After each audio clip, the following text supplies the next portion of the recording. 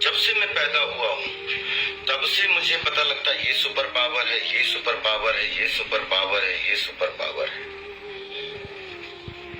लेकिन आज मैं बहुत विश्वास के साथ कह सकता हूँ दोस्तों कि सुपर पावर तो एक ही है, जिसने ये आंखें बनाई, जिसने ये मुंह बनाया, जिसने हमारा वंडरफुल शरीर बनाया। आप मानते हैं खालिक में? खालिक का मतलब मुझे नहीं पता। बनाने वाला। आप एक ईश्वर में मानते, एक खुदा में मानते या अनेक खुदा में मानते? नहीं, मैं तो सभी जगह जाता हूँ, मंदिर जाता हूँ, मस्जिद जाता हूँ, लेकिन मैं किसी को मानता नहीं। मैं सिर्फ यही मानता हूँ कि मैं भी मंदिर जाता हूँ, मस्जिद, मैं भी मंदिर जाता हूँ, मस्जिद जाता हूँ। एक पावर जो है, जो हमको रूल करती है, मैं उस चीज को मानता हूँ। एक पावर, दो पावर नहीं ना? एक पावर जो है, वही तो पूछ रहा हूँ मैं, एक पावर को मानते हैं, दो पावर को मानते हैं? एक ही पावर को मानता हूँ। मैं भी एक पावर को मानता हूँ, मंदिर भी जाता हूँ, मस्जिद भी जाता हूँ, लेकिन मंदिर जाके बुत परस्ती नहीं करता हूँ, मूर्ति पूजा नहीं करता हूँ, क्योंकि वो पावर कहती है मूर्ति पूजा मत करो। मूर्ति मतलब वो पावर वाले को आप कम पावर दे रहे, बराबर है ना? तो हिंदू मजहब कहता है मूर्ति पूजा मत करो, ईसाई मजहब कहता है मूर्ति पूजा मत करो, कुरान कहता है मूर्ति पूजा मत करो। एक पावर, उसको पावर कहो, ईश्वर कहो, खुदा कहो, अल्लाह कहो, लेकिन एक है ना कि दो है? एक ही है। बिल्कुल से। एक पावर को मानते? बिल्कुल। यानी एक ईश्वर को मानते? बिल्कुल। एक खुदा को मानते? बिल्कुल। एक अल्लाह को मानते? बिल्कुल। आप मानते हैं कि बुत परस्ती, मूर्ति पूजा गलत है? गलत तो है, लेकिन मैं करता हूँ। हाँ, यही तो बात है। मंदिरों में चढ़ावा तब आता है जब आप उस मंदिर की मूर्ति को परमात्मा होने का दर्जा दे देते हैं, क्योंकि लोग समझते हैं कि साक्षात परब्रह्म परमात्मा इस मूर्ति में विराजमान है जी। वो अपनी उनकी श्रद्धा का एक तरह से दोहन होता है, और वो बेचारे भोले भाले लोग वहां पर चढ़ावा चढ़ाते हैं, मनौती बनाते हैं, और यहाँ आकर के परमात्मा की तुम पूजा करोगे, तुम्हारे मनोरथ पूरे होंगे, तुम एक दुकान खोल लेते हो। और ये काम कोई भी व्यक्ति करे, किसी धर्म संप्रदाय का व्यक्ति करे, वो परमात्मा के स्वरूप के साथ, उसकी महानता के साथ बहुत बड़ा न्याय कर रहा है। जो वेदों के अनुसार स्पष्ट रूप से परमात्मा की मूर्ति नहीं हो सकती, यजुर्वेद का मैं मंत्र कोट कर रहा हूं, आप मुझे इसका अर्थ बताइए, गलत है क्या? उस स्वरूप की न तस्य प्रतिमा अस्ति यस्य नाम महद्यश। और सबसे अहम किताब हिंदू धर्म में है वेद। जब हम वेद पढ़ते हैं, यजुर्वेद में लिखा हुआ है,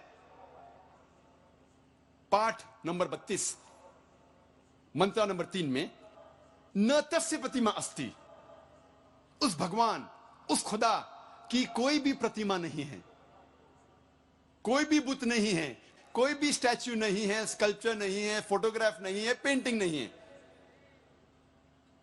जिक्र है यजुर्वेद में, पाठ नंबर 40, मंत्र नंबर 9 में, अंधात्म प्रविशन्ति या असंभूति मुपास्ते।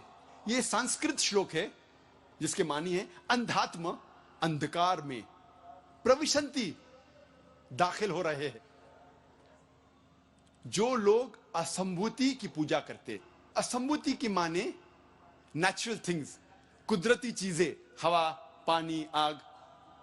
यजुर्वेद में लिखा हुआ है अंधकार में दाखिल हो रहे हैं वो लोग जो कुदरती चीजों की इबादत करते हैं, पूछते हैं, जैसे कि हवा, पानी, आग।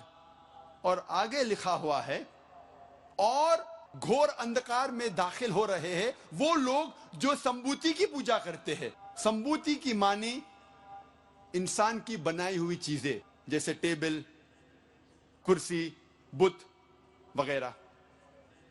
अगर आप कुदरती चीजों की इबादत करते हैं तो आप अंधकार में दाखिल हो रहे हैं। अगर आप बनाई हुई चीजों की इबादत करते हैं तो आप और घोर अंधकार में दाखिल हो रहे हैं। इसीलिए मैं हवाले देता हूं।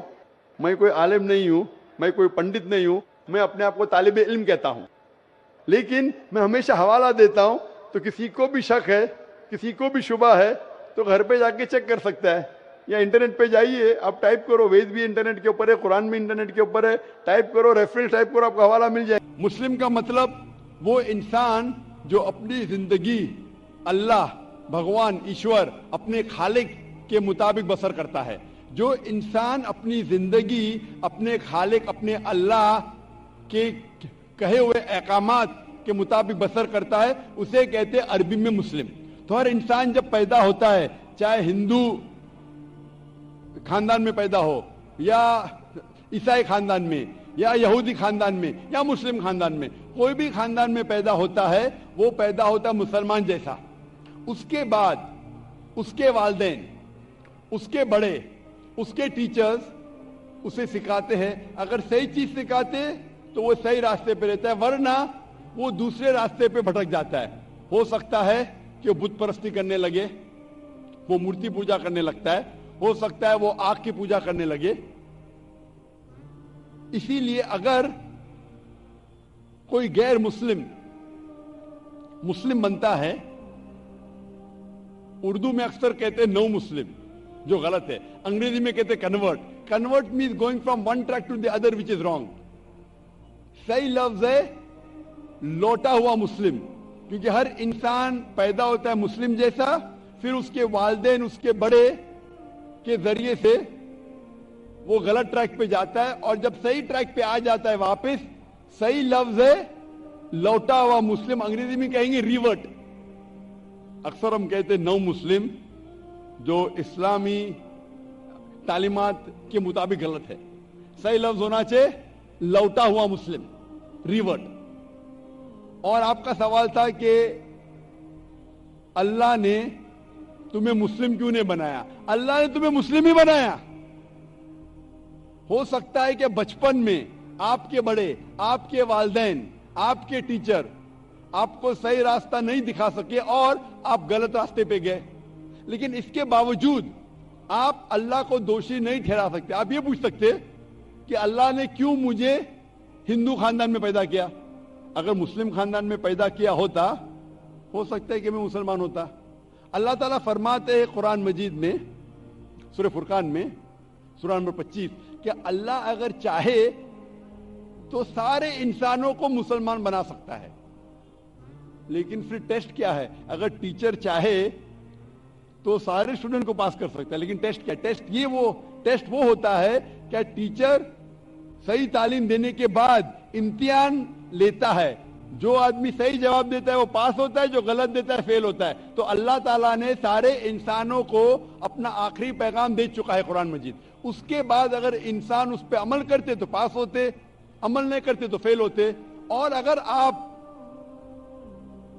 اللہ سے کمپلین کریں گے کہ کیوں مجھے ہندو خاندان میں پیدا کیا، تو اللہ تعالیٰ فرماتے کہ آپ کدھر بھی پیدا ہو، چاہے مسلمان خاندان میں یا ہندو خاندان میں، یہ کہنا کہ ہر انسان جو مسلم خاندان میں پیدا ہوتا ہے جنت میں جائے گا، بالکل غلط ہے. صرف مسلمان خاندان میں پیدا ہونے کے بعد اور مسلم نام رکھنے سے انسان جنت میں نہیں جاتا ہے.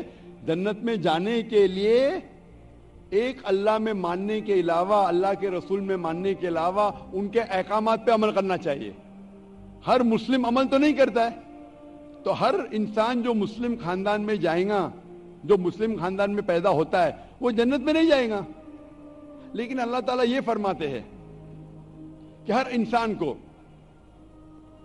سورہ فصلت میں سورہ نمبر 41 آیت نمبر 53 اللہ تعالیٰ فرماتے سنوریم آیاتنا فی الآفاق وفی انفسہم حتی یتبین انہ الحق، کہ بہت جلدی ہم آپ کو اپنی نشانیاں دکھائیں گے. اللہ تعالیٰ فرما رہے انسانوں سے کہ جلد ہم آپ کو ہماری نشانیاں دکھائیں گے ہورائزنز میں، تاکہ آپ پہ واضح ہو جائے کیا حق ہے، کیا اللہ ایک ہے، اللہ کے علاوہ کوئی معبود نہیں. لیکن حق ظاہر ہونے کے بعد ہر انسان اس پہ عمل کرنا ضروری نہیں. وہ سوچنے لگے، وہ انسان سوچ سکتا ہے کہ اگر میں اسلام قبول کروں تو ہو سکتا ہے کہ میرے دوست مجھے چھوڑ دیں گے، ہو سکتا ہے کہ میرے والدین مجھے جائیداد سے دخل کر دیں گے، ہو سکتا ہے کہ مجھے میرے تجارت میں نقصان ہو. تو یہ سب چیزیں انسان کو بہت بار بھٹکاتی ہے اور حق قبول کرنے سے روکتی ہے. لیکن آخرت کے دن کے اوپر آپ یہ اللہ سے کمپلین نہیں کر سکیں گے کہ مجھے کسی نے بھی اسلام کے بارے میں نہیں کہا. اسی لیے قرآن مجید میں لکھا گیا ہے سورہ انعام میں سورہ نمبر 6 آیت نمبر 158 کہ اس دن آخرت کے دن اگر آپ کہیں گے کہ میرے والدین بت پرست تھے، مورتی پوجا کرتے تھے، اسی لیے میں کر رہا ہوں، تو اللہ تعالیٰ فرمائے گا یہ بہانہ نہیں چلے گا، کیونکہ اللہ تعالیٰ خود ہر انسان کے دل میں واضح کر دیتا ہے حق کیا ہے، اور واضح کرنے کے بعد آپ کے پاس کوئی شکایت کا موقع نہیں رہے گا۔ اور آپ کو بھی، آپ آج اس مجلس میں آ چکے ہیں اور میں نے لاکھوں لوگ کے سامنے آپ کو واضح کیا ہے کہ خدا ایک ہے، اس کے علاوہ کوئی معبود نہیں، اور محمد صلی اللہ علیہ وسلم اس کے آخری پیغمبر ہے۔ اگر آج آپ اس بات کو نہیں مانیں گے تو کل آپ یہ کمپلین نہیں کر سکیں گے، آپ شکایت نہیں کر سکیں گے اللہ سے کہ مجھے پتا نہیں تھا۔